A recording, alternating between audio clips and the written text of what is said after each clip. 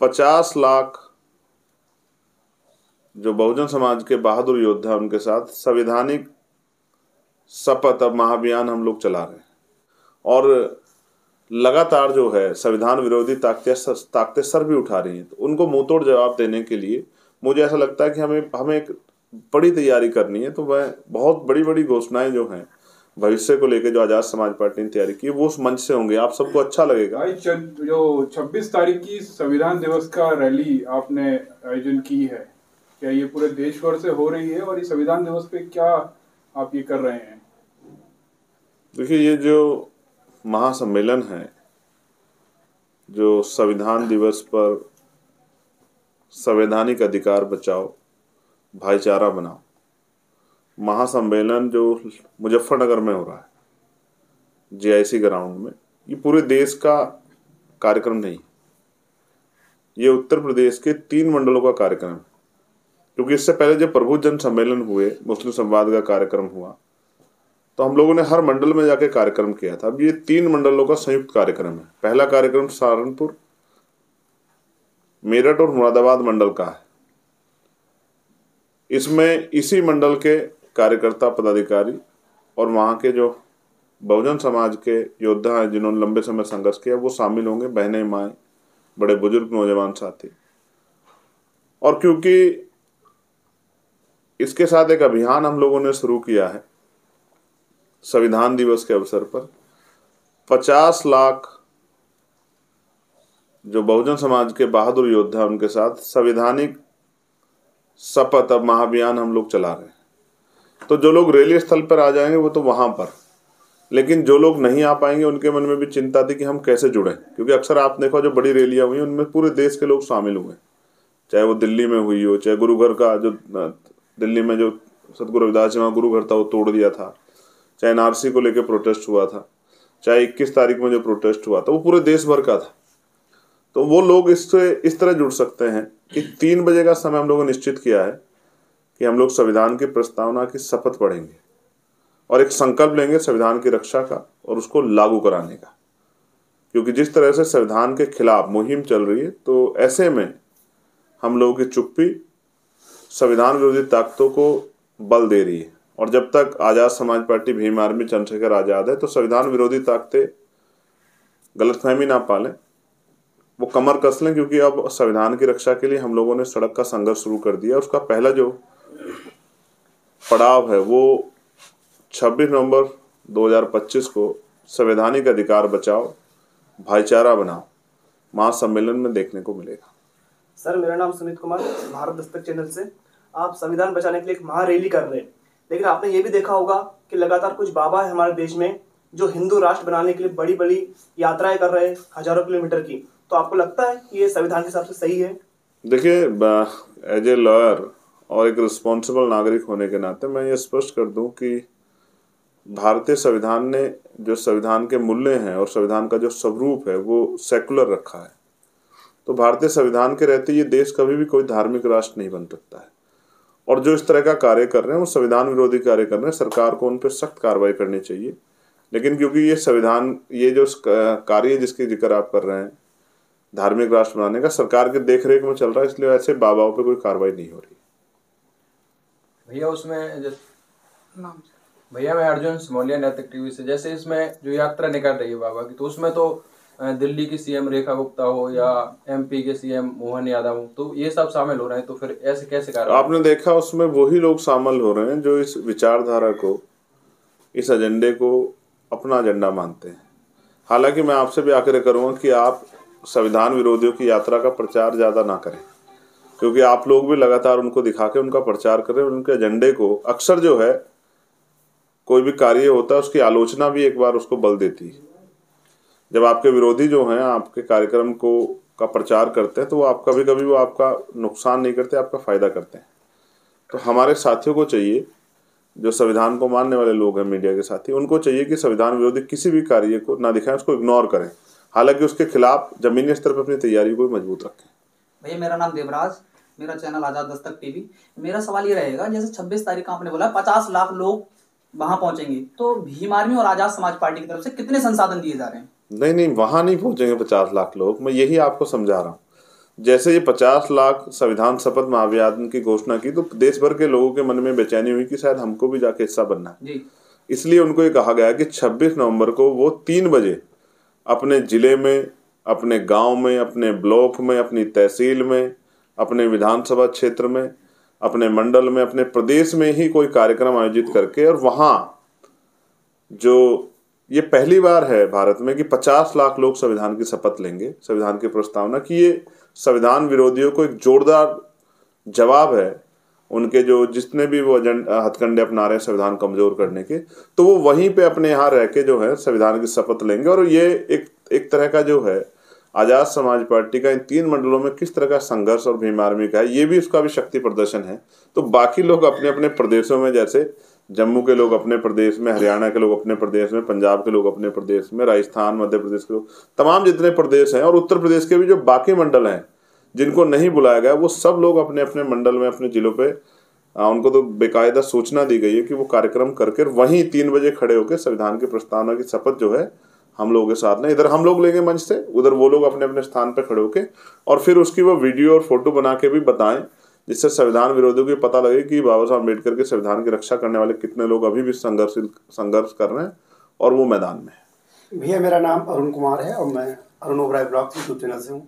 मेरा सवाल है कि बाबा साहब ने जिसमें बौद्ध धर्म अपनाया था, करोड़ों में तय कि उसमें भीड़ हुई थी, वहीं पर आज़ाद समाज पार्टी के मुखिया चंद्रशेखर आज़ाद जी 2 लाख जो है 26 तारीख को मुजफ्फरनगर लोग पहुँचेंगे और 50 लाख से ज़्यादा पूरे देश में संविधान की शपथ लेंगे। तो ये भारत में जो एक नया इतिहास लिखने जा रहे हैं, सर इससे क्या कहेंगे? देखिए, होता ये है कि समाज अपने लीडर को फॉलो करता है। अगर उनका लीडर मनुवाद के पीछे घूम रहा है तो समाज भी मनुवाद को बुरा नहीं मानता, उस मनुवाद के पीछे चल पड़ता है, क्योंकि वो अपने लीडर का जो है अनुसरण करता है। जब बाबा साहब ने बौद्ध धर्म की दीक्षा की ली तो बाबा साहब को मानने वाले करोड़ों अनुयायियों ने अपने मन में बौद्ध धर्म के प्रति विश्वास और विचार पक्का किया कि उनको इस धर्म के साथ चलना है। उसी तरह से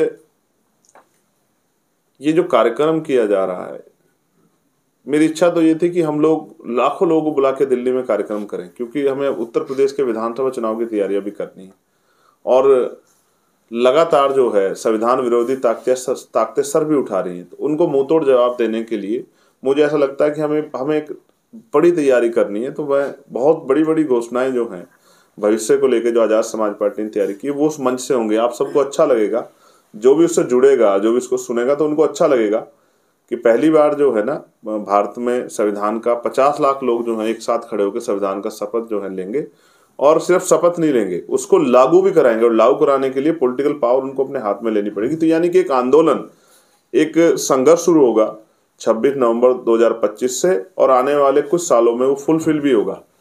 वो सपना जो है, अगर आपको याद हो, जो बाबा साहब अम्बेडकर ने भी देखा, माननीय काशीराम साहब ने भी देखा कि एक दिन ऐसा आएगा कि एक अम्बेडकरवादी जो है भारत का प्राइम मिनिस्टर होगा, वो सपना बाबा साहब देखते देखते चले गए, माननीय काशीराम साहब देखते देखते चले गए, और दुखी मन से गए, खुश होके नहीं गए, क्योंकि वो सपने पूरे नहीं हुए थे।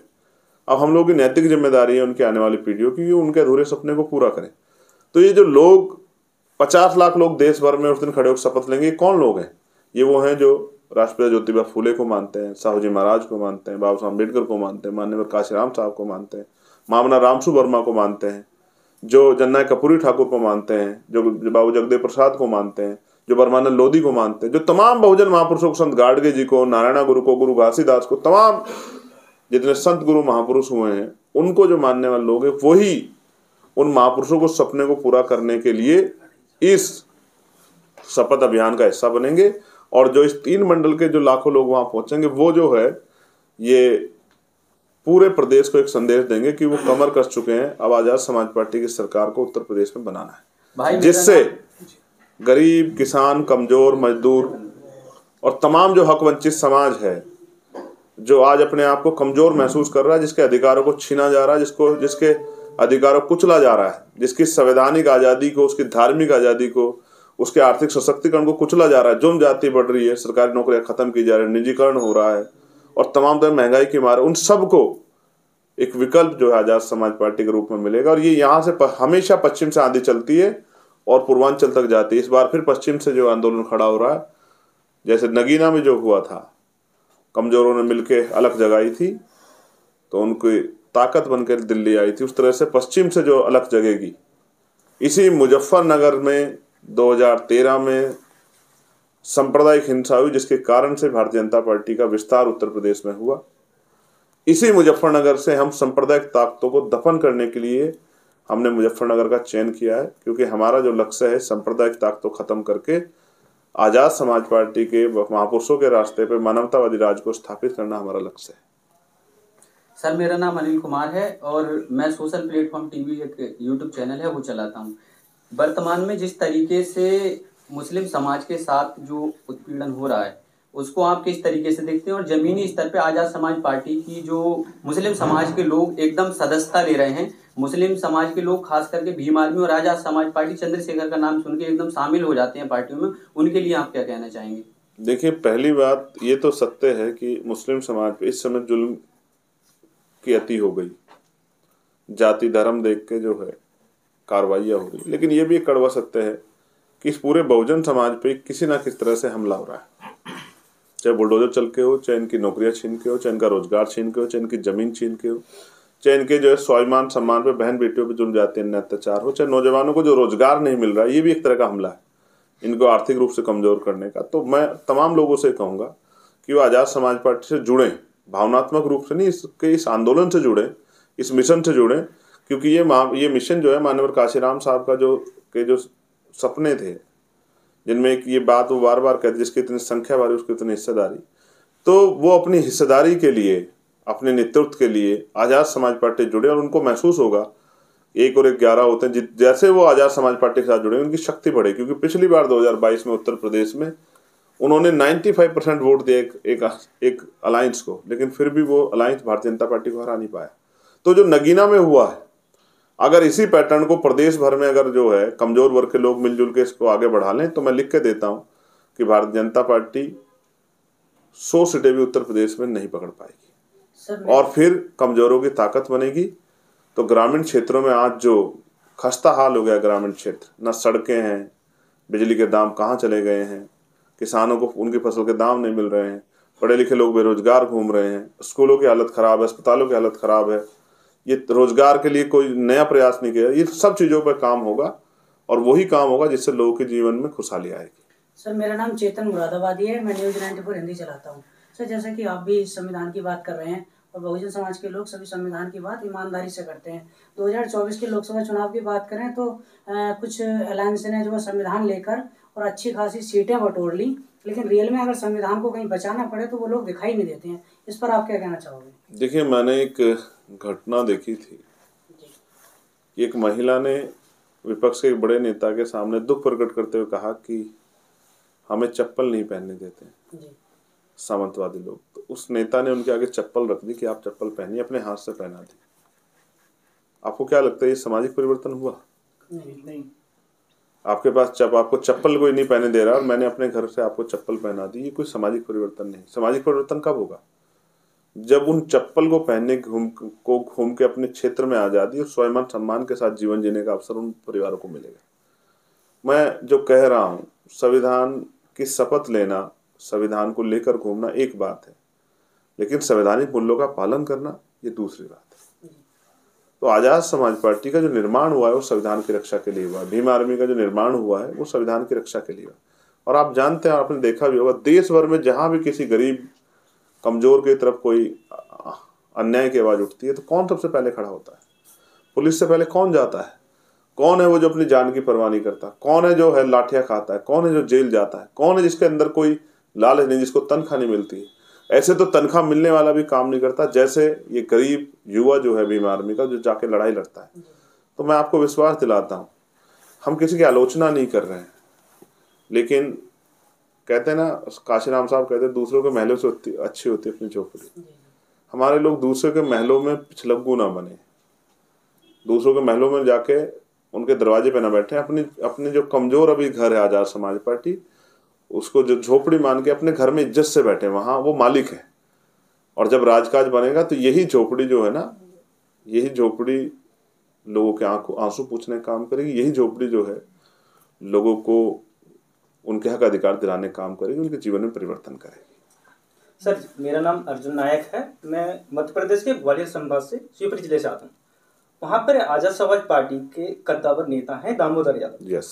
आज उनका जो है संविधान समर्थन में और पाखंडवाद के खिलाफ आंदोलन था, जिसको प्रशासन ने निरस्त कर दिया है। आए दिन आजाद समाज पार्टी या भीम आर्मी द्वारा कार्यक्रम किए जाते हैं, पर प्रशासन उन पर जो है आंदोलन को निरस्त कर देती है, परमिशन निरस्त कर देती है। इस पर आप क्या कहना चाहते हैं? आपको याद होगा कि एक लंबा समय ऐसा बीता है मेरे जेल से आने के बाद, जब भी कहीं हम लोग कार्यक्रम करते थे पहले परमिशन हो जाती थी, एक दिन पहले कैंसिल कर दी जाती थी, और हम जिद करते थे तो हमारे कार्यकर्ताओं पे, हमारे साथियों पे, हमारे नेताओं पर मुकदमा कर दिया जाता। इसीलिए हमने बाबा साहब अम्बेडकर के विचार को जो है घर घर तक पहुंचाने के लिए महापुरुषों के हमने राजनीतिक दल बनाया था। ये राजनीतिक दल की परमिशन कैंसिल नहीं की जा सकती। हम कोशिश करेंगे कि जो अन्याय के खिलाफ आवाज़ वहाँ से उठी बहुजन एकता की, वो और मजबूत हो। मैं 26 की रैली से फ्री हो जाऊँ तो उधर जो संविधान विरोधी जो आवाज़ सर उठा रहे हैं उनसे भी जो है उनका भी ध्यान रखा जाएगा। मेरा नाम निरंजन सिंह है और बहुजन साथी चैनल चलाता हूँ। बहुजन समाज खासकर 14 सालों से 14 सालों से सत्ता से दूर है। क्या 2027 में बहुजन समाज सत्ता में भागीदारी करेगा? देखिए, मैं भविष्यवाणी तो नहीं करता हूँ निरंजन साहब, लेकिन मैं अपनी मेहनत पे बड़ा भरोसा रखता हूँ और आपको मैं बहुत विश्वास से कह रहा हूँ, ये जो गरीब कमजोर समाज है ना, ये स्वाभिमानी बहुत है। बस इसको समझाने की देर है। ये कौन है? ये वो है जो सुबह 9 बजे से काम करता है और शाम तक 5-6 बजे तक काम करता है, जो बीमार कम होता है। पता है आपको क्यों होता है? क्योंकि इतना पसीना उसके शरीर से निकलता है, वो इतनी मेहनत करता है। तो ये बड़ा अपने आप को स्वाभिमान से जिंदा रखने के लिए तमाम तरह के प्रयास करता है। इसको जगाने की देर है। हम लोग एक जन जागरण अभियान चला रहे हैं लोगों को जागरूक करने का, और मेरा विश्वास है हम लोग उत्तर प्रदेश की लोकसभा चुनाव में 2 सीटों पे लड़े, परिणाम आजाद समाज पार्टी के फेवर में रहे। लेकिन अब हम तैयारी पूरे उत्तर प्रदेश में कर रहे हैं, और मैं आपको विश्वास दिला कहता हूँ, परसों जब 26 में बहुजन समाज के लोग GIC ग्राउंड में आएंगे और 12 बजे जब सूर्य की धूप उनके ऊपर लगेगी, तो आप मेरी बात को याद रखना, लखनऊ और दिल्ली में बैठे नेताओं को शायद रात में नींद ना आए, लेकिन एक बहुत बड़ा समाज ऐसा जिसको नींद भी आएगी और जो उस दिन भरपेट खाना भी खाएगा, जो पिछले 14 साल से इंतजार कर रहा है। 2027 में तो 15 साल हो जाएंगे।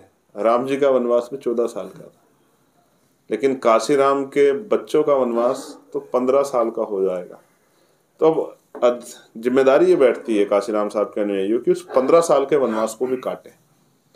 तो मैं आपसे वादा करता हूं, और हम लोग बहुत मेहनत करेंगे। भीम आर्मी आजाद समाज पार्टी के एक कार्यकर्ता नेता मेहनत भी बहुत कर रहा है कि वो 2027 में सत्ता का जो है ये सूखा खत्म करे और उत्तर प्रदेश में गरीबों की ताकत बने, उनकी सरकार है।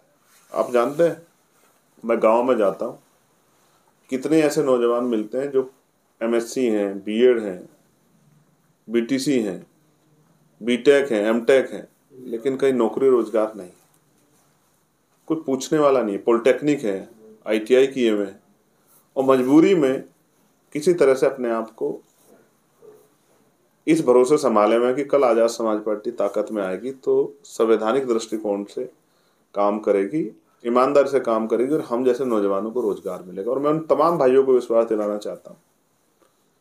मैं गरीब परिवार में जन्मा हूँ। मेरे पिताजी, हम एक मिडिल क्लास फैमिली के लोग हैं। मेरे पिताजी टीचर थे। हमने गरीबी को बड़े करीब से देखा है, अभाव को देखा भी है, देखते भी आए हैं और समझते भी हैं।